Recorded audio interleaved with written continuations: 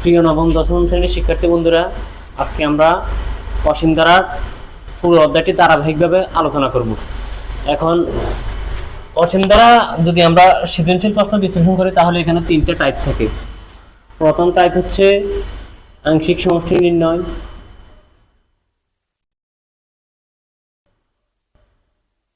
সমষ্টি। 2 নম্বর টাইপ হচ্ছে অসীমতক সমষ্টি।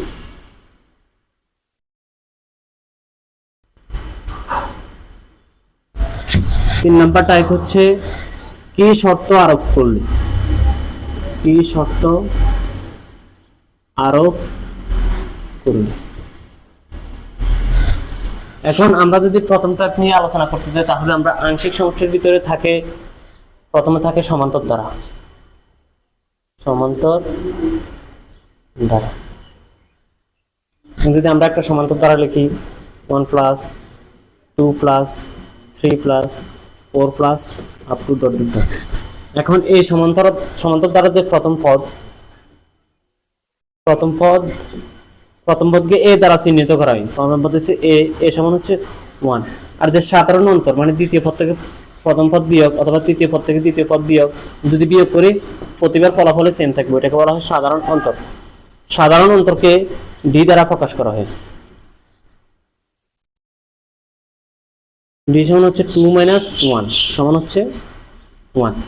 এখন আমরা যদি সমান্তর দ্বারা এনতম পদ বের করার চেষ্টা করি তাহলে এনতম পদের সূত্র হচ্ছে এনতম পদ a plus N minus 1 into b. এখন আমাদের যদি বলে এই সমান্তর দ্বারার 100তম পদ কত, 100তম পদ কত, এখন আমরা লিখতে পারি এ সমান কত দেওয়া আছে, এ সমান 1, ডি সমান দেওয়া আছে 2 মাইনাস 1 সমান 1। তারপরে আমরা লিখতে পারি 100তম পদ, 100তম পদ সমান সূত্র হবে এর মান হচ্ছে 1 এ প্লাস এন এর মান হচ্ছে 100 মাইনাস 1 ইন্টু ডির মান হচ্ছে 1।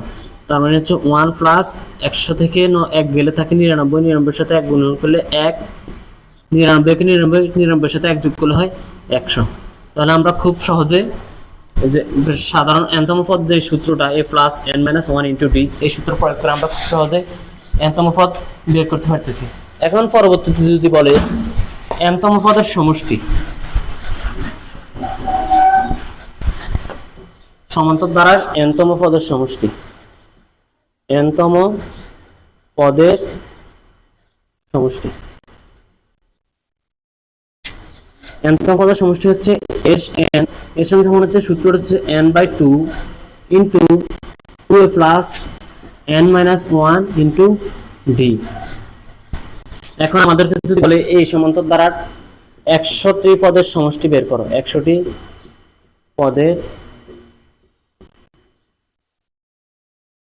সমষ্টি বের করো, তাহলে আমরা করতে পারি প্রথমে দেওয়া আছে এ সমান লিখতে পারি এ সমান কত 1, ডি সমান কত 2 মাইনাস 1 সমান কত 1, তারপরে এন সমান কত 100।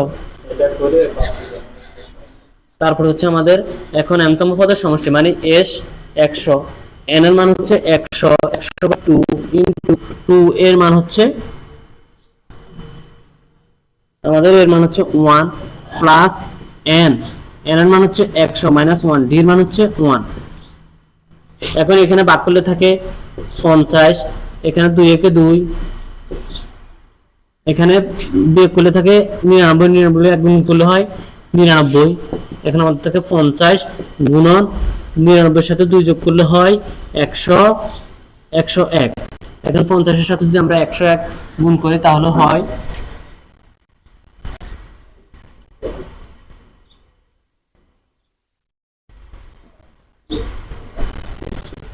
5050